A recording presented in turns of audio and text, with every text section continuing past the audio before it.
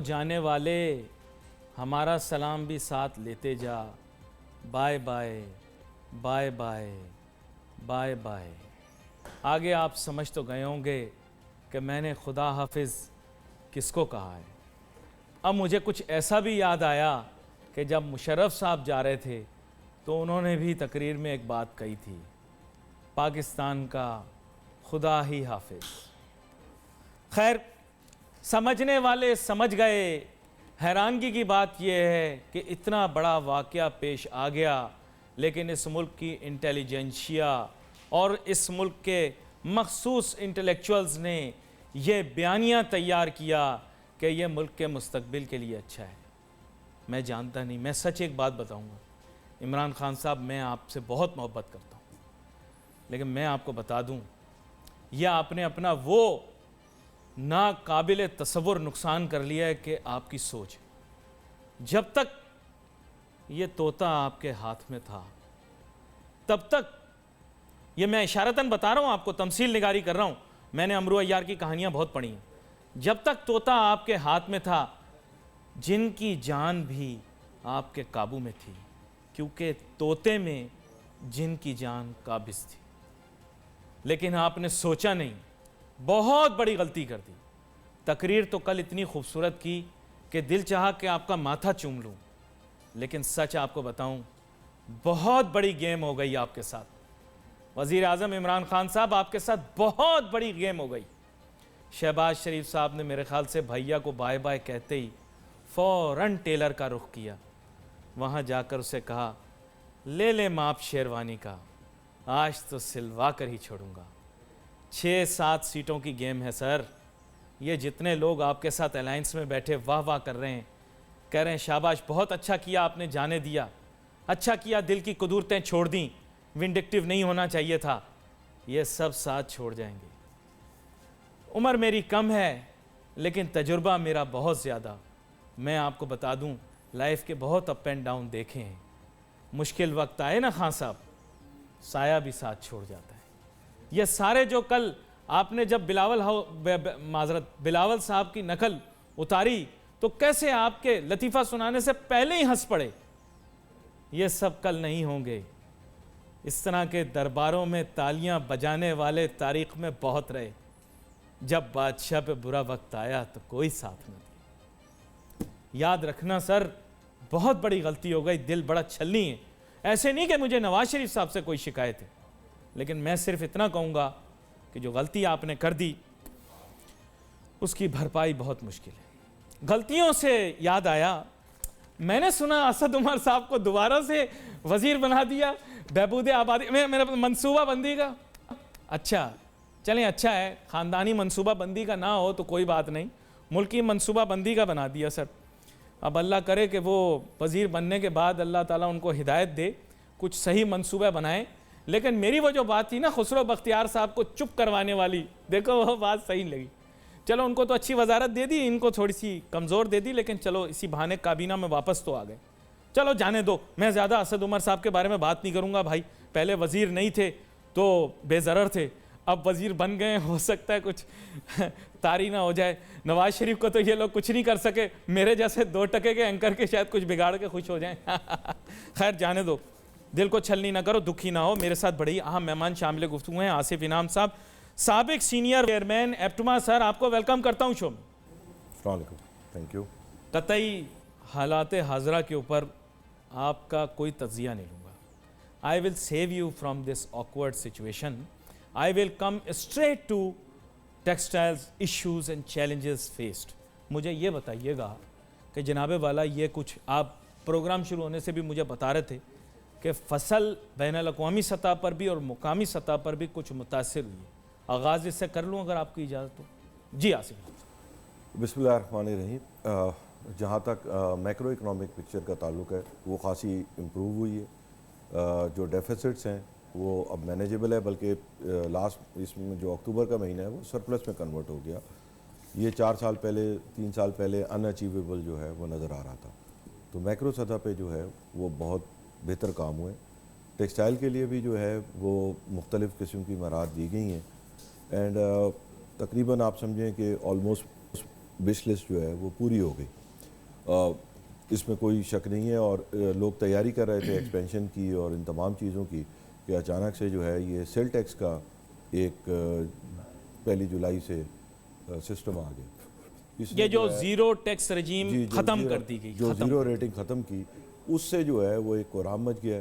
तो बजाय इसके कि जो लोग प्लानिंग कर रहे थे, नक्शे निकाल रहे थे कि जी हमें कुछ करना है, आगे बढ़ना है, एक्सपेंशंस करनी है, वो सारे इस तमाम चीज़ों में लग गए कि जी सेल टैक्स की रिटर्न कैसे फ़ाइल होनी है, क्या होना है। पहली बात तो ये है कि एक चीज़ जो सेक्टर परफॉर्म कर रहा था वो वाहिद इस वक्त एक्सपोर्ट था, एंड लॉजिकली गवर्नमेंट ने उसमें तवज्जो भी बहुत दी थी, और इंटरेक्शन जितना इस गवर्नमेंट का लोगों के साथ रहा है उतना पहले नहीं था, एंड उसको उन्होंने रिएक्ट भी किया।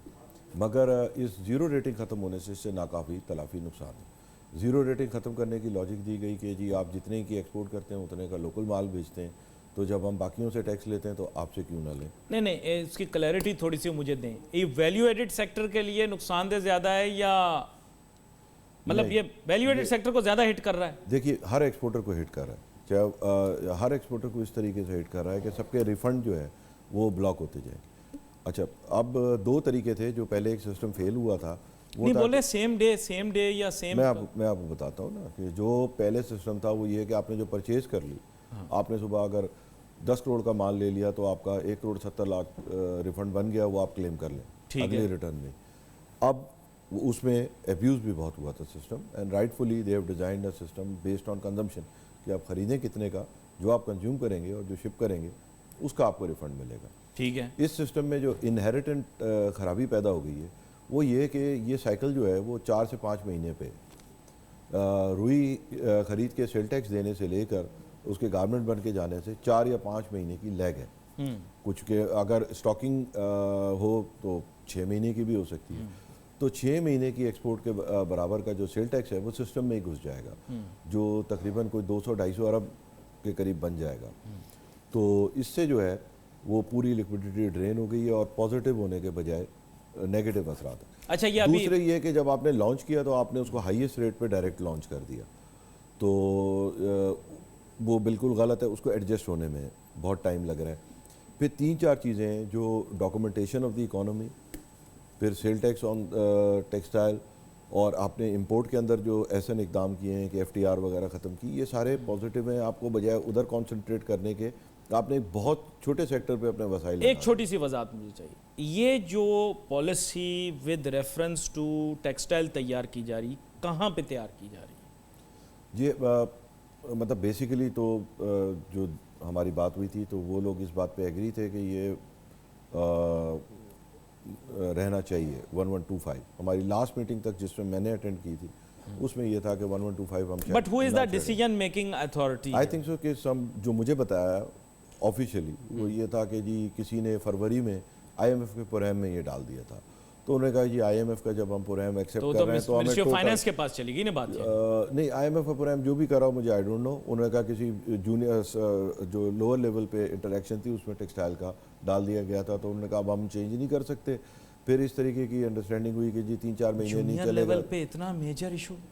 अब ये तो जूनियर आप उनसे पूछें जो उस टाइम पे थे, ये सही भी है या गलत है, ये आई डोंट नो। मैंने नहीं, लेकिन ये documents टॉप नहीं देखे। प्रायोरिटी चीज है, ये तो हाईएस्ट लेवल ऑफ या हाईएस्ट एचेलॉन्स ऑफ पावर के अंदर ये चीज डिस्कस होनी चाहिए। बहरहाल हमारे इसके सिलसिले में रज़ाक दाऊद साहब ने जो है वो बिल्कुल क्लियर कट स्टांस लिया कि ये बहुत गलत है, और आप देखिएगा वक्त के साथ जो है इंटरवीन करेंगे वो। यानी वो तो उनको ओवर रूल करके किया, तो वो इंटरवीन क्या करेंगे, उनका अपना एक व्यू है।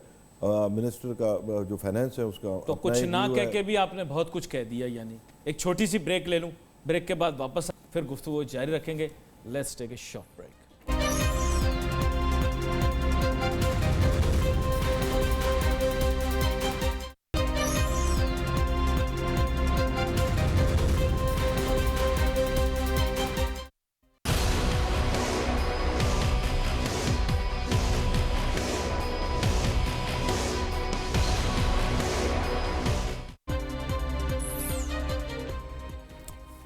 नाज़रीन, वेलकम बैक आफ्टर ब्रेक। गुफ्तगू हमारी जारी है टेक्सटाइल सेक्टर के मुतालिक, लेकिन क्या करूं, सुबह के मनाजिर जहन से निकाल नहीं पा रहा। तबीयत कुछ अजीब सी हो रही है, दवा खाई भी फिर भी मतली सी महसूस हो रही है। लेकिन एनीवे, मेरे अकेले की ये हालत नहीं है। I do not want to appear as if I am bias, लेकिन टू बी वेरी फ्रैंक, इस वक्त a very big majority of this country is in extreme state of frustration. However, there is a silent minority also that is very satisfied. तो खैर मैं अपनी परेशानी या घबराहट को एक कोने पे रखते हुए बात को आपको वजाहत किए बगैर आगे लेकर चलता हूँ। जनाब आसिफ इनाम साहब, अब आपने तो जो मसाइल का पलिंदा बयान किया है, अब एक ही आइटम है जो सेल टैक्स है बस। अब नहीं, उसके अलावा एक दो जैसे हाई इंटरेस्ट रेट का इफेक्ट था, वो रीफाइनेंस वालों को तो हो ही नहीं रहा था। तो अब सुना है कि कोई ये अपनी स्कीम लेके आ रहे हैं कि जो बाकी टेक्सटाइल को भी जो है जिनको रीफाइनेंस नहीं मिलती उनको कुछ बेहतर तरीके से अकोमोडेट कर लें। अच्छा, मैं एक चीज़ आपसे पूछना चाहता हूँ, आपकी थोड़ी जो है वो जिसे मैं कहूँगा कि पैसिफाइंग अप्रोच है, आप रिकन्सिलिएशन में बिलीव करते हैं। अब जाहिर बात है मुझे भी थोड़ी व्यूअरशिप को अपने देखना पड़ता है। कोई ऐसा तरीक़ाकार निकालें कि जो वैल्यू एडिड सेक्टर वाले लोग हैं, ये जो अपनी अलहदा से एक मखसूस सा पोजीशन लेकर अलहदा खड़े हो जाते हैं, इनको कैसे नज़दीक लाया जाए, ये भी आकर उन लोगों के साथ खड़े हों जो मेन स्ट्रीम हैं। अब हम तो कहते हैं मेन स्ट्रीम एप्टमा, लेकिन इसके दरमियान कुर्बतें पैदा की जा सकती हैं ताकि कोई ये शगाफ ना रहे। देखिए, एक तो पहले है कि उर्दू में मुहावरा है, घोड़े और घास की यारी नहीं हो सकती। मतलब we are grass, we are somebody food, somebody is horse. तो जैसे बिजनेस में एक साइकिल होता है, ये आपका एक अच्छा। आप ये नहीं कह सकते कि जी शेर और बकरी एक ही घाट पे, थियोरेटिकली मुहावरा है, नहीं हो सकता। There is conflict of interest, मगर yes what we want always कि जहाँ जस्ट सिस्टम हो वहाँ पे जो है वो sanity should prevail rather than personal मफादा। Are there any commonalities between both the lot of thing, जैसे गैस का इशू है, जीआईडीसी का इशू है, तमाम चीज़ पे हम मतलब कॉमन थे। जब पंजाब का भी एलएनजी का मसला हल हुआ है, जो अब होपफुली सारे मुल्क को एलएनजी उसी आरएनजी, वो री-लिक्विफाइड नेचुरल गैस है। हाँ, इसका एक अलग है, बहरहाल अब आज $5.5 का भाव है, बेचारे इस गरीब मुल्क आप कुछ अगले दिन जिक्र कर रहे थे कि रेटों के मामले के ऊपर कुछ बेहतर डील हुई कोई? किस पे? नहीं, हमारी रीनेगोशिएशन का कोई सिलसिला बनेगा? नहीं, अभी तो नहीं हुई कोई भी। होनी चाहिए, हो सकती है। ये तो अब जाहिर बात है कोई डील हो गई, अब किस तरह आर्म ट्विस्ट करें, क्या करें। तो इंडिया ने तो की थी रीनेगोशिएट, उन्होंने पहले $13 पे ले ली थी, फिर हमारे लेकिन हमारा कुछ बाइंडिंग आप बता रहे थे अरेंजमेंट था बहुत। It's a very binding arrangement. Binding arrangement है, but they are sheikhdom, they can do it कि वो आपको डिस्काउंट दे दें, उसमें कौन सा कोई बड़ी बात तो नहीं है। In view of our brotherly relations, brotherly के अलावा भी इकोनॉमिक भी हैं कि भाई आप अपना are we bound to buy a certain volume from? Yes, that is, यही सबसे बड़ी खराबी है कि आपको मिनिमम है कि ये आपने उठाना है, टेक और पे। अच्छा, यानी लो या ना लो, दोनों सूरतों में बिल आ जाएगा। तो ये तो फिर या अगर आपका टेक और पे भी होता ना कि 6 से 9, तो आप 6 लेते, 3 हाजिर खरीद लेते। ये तो आपका 9 है, मेरे ख्याल में 11 की जगह है, तो 2 जहाज़ की शायद जगह है जो आप ले सकते हैं। अब ये इसमें कुछ चेंजेस कर रहे हैं कि 1-2 जहाज़ की जगह और ऑफलोडिंग की हो जाए, CRFU बड़ा लगाने के, तो वो आपको डेफिनेटली करंट भाव पे मिल जाएगी। बट ये सिर्फ लेगेसी नहीं है, आपको उस दिन बताया तो था कि 32,000 मेगावाट तकरीबन 5-6 सेंट महंगे लिए जा चुके हैं, तो वो अपनी जगह अभी नहीं, तो नेक नियति में लिए थे, नेक नियति में, व्हाटएवर, वो तो अल्लाह को ही पता है, तो नियत सिर्फ अल्लाह जानता है। 32,000 मेगावाट जो ये लाइबिलिटी आएगी, इसमें से अभी आधी आई है, आधी तो आनी बाकी है। तो ये जो आप महंगाई कर रहे हैं, इसमें तो अभी अदाब बनना है, उसमें मौजूदा गवर्नमेंट का तो कोई हाथ ही नहीं है। अब LNG डबल प्राइस ले ली, आपकी 40-50% एनर्जी ले ली, जो उससे नहीं तो जिनका हाथ है अब उनको भी, बाकी जो रह गए उनको भी बाहर भेज दे। नहीं, बिल्कुल, I take my words back, sorry, मैं मुंह से निकल गया, ये मैं अपनी बात जब्त कर नहीं, वो आपकी it's not political issue, it's a countries issue कि ये तमाम चीज़ें जब कॉस्ट ट्रांसफ़र होंगी तो ये आई डोंट थिंक सो कि आप देखें इंडस्ट्रियलाइजेशन तकरीबन बंद हुई भी है, तो जब तक ये चीज़ें एड्रेस नहीं होंगी ये इंडस्ट्रियलाइजेशन हो ही नहीं सकती। Let me ask you very very difficult question. कल भी मैं प्रोग्राम के अंदर यही डिस्कस करा था, सोहेल वजाद सिद्दीकी साहब आए हुए थे और इत्तेफाक की बात है कि बात घूम घुमा के यहाँ पे पहुँच गई। What is the economic cost of corruption in this country? मुश्किल सवाल। नहीं, बहुत आसान भी है। अब आपकी 1 crore 40 lakh 50 lakh bale highest crop थी आज से 7 साल पहले। ठीक। आज आपकी मेरे ख्याल में 85 लाख बेल होगी 155 किलो की, तो वो तकरीबन आप उसको 75 ही समझे, यानी कम हो गई यील्ड, आधी रहेगी, आधी रहेगी। क्यों? इसलिए कि बीज गलत, रिसर्च को मैं पार्शली ब्लेम करूंगा क्योंकि कुछ लोग ये ठीक ले रहे हैं। गैर मेयारी सीड, यानी जो वैरायटी बनी हुई भी है उसका सीड गैर मेयारी, जर्मिनेशन नहीं हो रही। सारी दुनिया में 4.5 किलो बीज डाला जाता है, हमारे यहाँ 16 किलो छिड़का जाता है कि जी वो 4 आने भी उग जाए तो दाने पूरे हो जाएं, मतलब प्लांट्स पर एकड़। तो ये कोई दुनिया में इस तरह थोड़ी होता है। आपके नॉर्मली जो दुनिया में वो 97% जर्मिनेशन के बगैर सीड वो क्वालिफाई नहीं होता।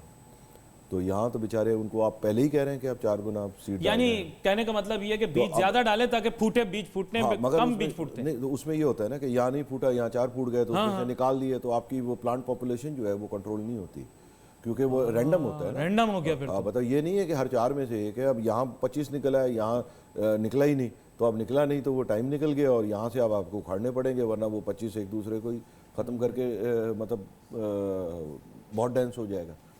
एक ये पेस्टिसाइड्स का तो ये क्यों हुआ? ये आपने जो लफ्ज़ करप्शन, मतलब exactly non enforcement of law, connivance, corruption, whatever you say, मतलब एक है कि आपका एक सिस्टम है और चूंकि ये तमाम चीज़ें रिवॉर्ड हो रही हैं, मतलब जो आदमी जाली दवाई बेच रहा है वो हो सकता है यानी करप्शन रिवॉर्ड हो रही है हमारे मुल्क में। मतलब लैंड क्रूजर में आ रहा है, जो सही दवाई बेच रहा होगा वो साइकिल पे जा रहा होगा, तो ऑब्वियसली नेचुरल इंस्टिंक्ट तो है ना ह्यूमन बींग्स की। यानी निज़ाम की खराबी इस नौयत की है मतलब कि तकरीबन जो आप गलत काम करे, नहीं, निज़ाम की खराबी इस नौयत मतलब की है कि गलत। ये आपने एक लफ्ज़ पूछा, मैंने तो आपको सिर्फ फसल से ही मिसाल दे दी कि जी एक फसल है आपकी, तो आपने आधी हो गई, आधी हो गई आपकी, ख़त्म हो गई। अब एक दूसरे पे ब्लेम करते रहे, कोई साइंटिस्ट पे करे। साइंटिस्ट भी एक हद तक सही है कि जी 40 मन तो उनकी, अगर भाई हम तो कॉटन प्रोड्यूसिंग कंट्रीज के लीडर हैं, हम तो पहले कितने 6 नंबर में, 6 नंबर पे हैं क्या? पहले 6 में, टॉप 6 में क्या? मुझे भी याद नहीं आ रहा। बहुत पीछे चले गए। टॉप 10 में टॉप 10 में तो है नहीं, टॉप 10 क्या, मेरे ख्याल में 6-7 होंगे अभी भी, मगर ईल्ड में हम बहुत पीछे चले गए। मेरे ख्याल में worst irrigated yield in the world तो पहले ही थे, तो अब तो मेरे ख्याल में वर्स्ट ऑलरेडी जो worst irrigated yield in the world already थे 3-4 साल पहले। इस साल but valley slash river systems जो होते हैं यहाँ पे तो बेहतरीन कॉटन फ्लो करती है, नाइल में, उधर इजिप्ट में, अच्छा यहाँ पर आप समझें जो इस साल हमारी ईल्ड आएगी उससे कोई 4 गुना ज़्यादा या 5 गुना इजिप्ट में आएगी। आप ये छोड़ें, Syria which is a very small country, अब वॉर ऑन हो गया, लास्ट उसकी ईल्ड पाकिस्तान से कोई 5 या 4 गुना ज़्यादा थी। सूडान जिसको हम कहते हैं मतलब सिंबल के भाई, उसकी ईल्ड हमसे तकरीबन 2 से 2.5 गुना ज़्यादा है। और वो भी नाइल उसके उसमें है ना, नाइल मतलब हम भी तो है ना इंडस पे ही, तो ये 12 इस पे रिसर्च का भी एक हद तक है, क्योंकि ये बात भी सही है कि जब एक साइंटिस्ट कहता है कि जी मेरी प्योर वैरायटी 40 मन दे रही है और एक फार्मर को दे रही है तो दूसरे को नहीं आ रहा, तो उसमें मल्टीपल अदर रीजंस आ जाते हैं। तो कुछ ये भी है, कुछ वो भी है। तो आपके ख्याल से इसमें पाकिस्तान की एग्रीकल्चरल पॉलिसी को ब्लेम देना चाहिए, पाकिस्तान की टेक्सटाइल पॉलिसी को ब्लेम देना चाहिए? देखिए, जो हमारा एज अ कंट्री हाल है ना, बस वही हाल है सब। यानी जो इज्तिमाई तौर पर सारे इदारों का हाल है, बस वही यहाँ पर भी अप्लाई हो रहा है। आप किसको, जब सब ठीक हो जाएगा तो ये भी ठीक हो जाएगा। तो सर वो रिसर्च जो इदारा है इसका कॉटन का, वो क्या कर रहा है? जी अब लोग प्राइवेट भी रिसर्च कर रहे हैं, उस रिसर्च पे तो can we plant pure American varieties? नहीं, एक्चुअली इसमें क्लाइमेटाइज होना ज़रूरी होता है। ये अच्छा, तो न सिर्फ क्लाइमेटाइज होना ज़रूरी होता है बल्कि आपकी बहुत जो लोकल वैरायटीज़ है उससे इनब्रीड करना पड़ता है, क्योंकि जो लोकल वैरायटीज़ यहाँ 5000 साल से मुंजदाड़ों के टाइम से कॉटन है ना, तो उनमें कुछ नेचुरल रेजिस्टेंस उस इलाके के अंदर रहने की सलाहियत होती है। तो जब तक आप उन वैरायटी लोकलाइज नहीं करेंगे तो बड़ा मुश्किल है। बल्कि आधा जो मुल्क में बीमारियां फैली हैं वो इस तरह है कि जी कोई गया अमेरिका से, उसने बोरी उठाई, वो ले आया और बीज, और तो उसका इदारा बनाया प्लांट प्रोटेक्शन। नहीं, वो अब आप बीज ले आए और जहाज से ही अब ब्रीफ के मतलब उसमें रख के ले आए, तो उसकी वजह से ये हुआ है कि पहले हमारे यहाँ थे 8 पेस्ट जो हमारे लोकल कॉटन के पेस्ट हैं, आज से 40-50 साल पहले वो से 4-8 होते थे, तो आपकी लोकल वैरायटीज उससे रेजिस्टेंट थी। अब दुनिया में अगर 24 पेस्ट हैं तो उसमें से 22 आ चुके हैं, तो अब ऐसी वैरायटी बनानी कि जो दुनिया के हर पेस्ट को रेजिस्टेंस, तो बड़ी मुश्किल हो जाती है। ये पेस्ट वही होते हैं चितकबरी मतलब सुंडी चितकबरी, और सुंडी, ये वो अमेरिकन सब। सुंडी वगैरह वगैरह। जूं फलाना मेले हाँ। बग, तो अब उसमें और ये पेस्ट क्या करते हैं कि बेसिकली ये फसल को तबाह कर देते हैं जी, या मुख्तलिफ। उसकी देखिए, पैदावार को मुतासिर करते हैं। इसका ये तरीका है, ये होता है हर जगह जहाँ मतलब आप बाहर का सीट कहीं गलती से ले आएँ, तो आप देखें अमेरिका जाएँ तो एक सेब नहीं ले जाने देते आपको। नहीं नहीं, वहीं एयरपोर्ट पे जमा करवा देते हैं। यहाँ लोगों ने मुझे फखरिया बताया कि जी हम तो 10 बोरी रख लाए साथ। हाँ। क्या हुआ, दोस्त को फ़ोन किया, आके ले गए जहाँ से, तो बीच तक आ गया। तो फिर इससे 12 लाख। हम सफ़र कहाँ करते हैं, हम तो हर दफ़ा हिजरत करते हैं। बैग जा रहे हैं तो उसमें हलीमें भरी हुई हैं, निहारियाँ भरी हुई हैं, बीज भी जा रहे हैं, फल भी जा रहे हैं, आम भी जा रहे हैं। हमारा बर्दाश्त का उनसर नहीं है। वहाँ पे सारा सामान खोलते हैं वो लोग बाहर के ममालिक में। तो चलिए वो 12 लाख उन्होंने अच्छा तो, अच्छा, खैर यहाँ इसी के ऊपर एक और बात भी मैं करता हूँ। बात ये कि प्रोविंशियली ये चीज़ें मेरे ख्याल से प्रोविंस की डोमेन में आती हैं, जो मेरी अंडरस्टैंडिंग है। जी, जब से तबाह हुई है ये प्रोविंसेस की डोमेन में आई है। ये देखे ना, मुज़ाहिका खेज अंदाज में आपने कह दिया जब से तबाह हुई तब से। हाँ, मतलब आप ये देखें ना कि ये अगर आप इसका डाउनफॉल देखें एग्रीकल्चर का, तो ये अनफॉर्चुनेटली 18th अमेंडमेंट के बाद आपने इख्तियारात तो दे दिए, इंफ्रास्ट्रक्चर था नहीं, तो उसमें बहुत सारा इफ़ेक्ट हुआ है। दूसरी बात ये है कि जी अगर एक जगह पेस्ट कंट्रोल नहीं हो रहा तो उसकी मूवमेंट दूसरी जगह कैसे कंट्रोल होगी। अब आप देखें कि जैसे ये पिंक बॉल वॉर्म है, ये सबसे पहले बुरे वाला में है, फुटी जो है वो मीरपुर खास तक चली आ रही है, तो वो कीड़े भी साथ लोड होके आ रहे हैं। कोई आपका मतलब इंटर डिस्ट्रिक्ट मूवमेंट किसी चीज़ का कोई मतलब आपका लोकल क्वारंटीन का कोई लॉ ही नहीं है कि जी अगर यहाँ ये बीमारी लग गई तो इसकी फुटी कम अज़ कम, क्योंकि फुटी में तो हर चीज़ चली जाएगी ना। कॉटन एक जिन होके प्रेस होके फ्यूमिगेट होके तो फिर भी कुछ कवर हो जाता है, बल्कि कवर ही हो जाता है, मगर ये जो फुटी की ट्रांसपोर्टेशन है हर किसी यानी खाम हालत में अपनी जो जी, ये उसमें तो बीज साथ हाँ, होता है ना, बीज तो साथ अगर होगा, अगर खाम बीज के हालत अंदर में होगा। वॉर्म बैठा हुआ है तो वो उस जगह बाहर निकला और अब आपने उसका भी कचरा बाहर फेंक दिया, उसमें से वो ज़मीन में चला गया, नेक्स्ट सीजन आपका फिर हॉट स्पॉट बन जाएगा वो। तो इसलिए आपकी बड़ी तेज़ी से ये फैला है। आप चाहते हैं कि कोई ऐसा निज़ाम भी वजह हो कि जी, जहाँ मैं कुछ नहीं, हम तो देखिए इंटरनेशनली जैसे अप्लाई किया जाता है कि क्वारंटाइन देखिए, होता है इसमें इंटर स्टेट या इंटर प्रोविंस। इसमें जो है ना, देखिए सबसे बड़े बेनिफिशियरी ग्रोअर खुद है। देखिए जिस बेचारे गरीब की आज 11 मन ईल्ड आ रही है, उसकी 40 मन आएगी, तो उसके आप कॉस्टिंग लगा लें ऑफ कोर्स कि 11 मन पे अगर उसे 55,000 मिल रहे हैं तो 40 मन पे जो है उसको 2.5 लाख रुपए मिलेंगे, जो उसे किसी फसल में नहीं है, गंदम इसके अलावा बोएगा। अब वो लोग खुद ही एफर्ट्स नहीं कर रहे हैं, मतलब इट इज़ द बेसिकली दुनिया में ये ग्रोअर्स ही इनिशिएटिव लेते हैं, क्योंकि डायरेक्ट बेनिफिशियरी।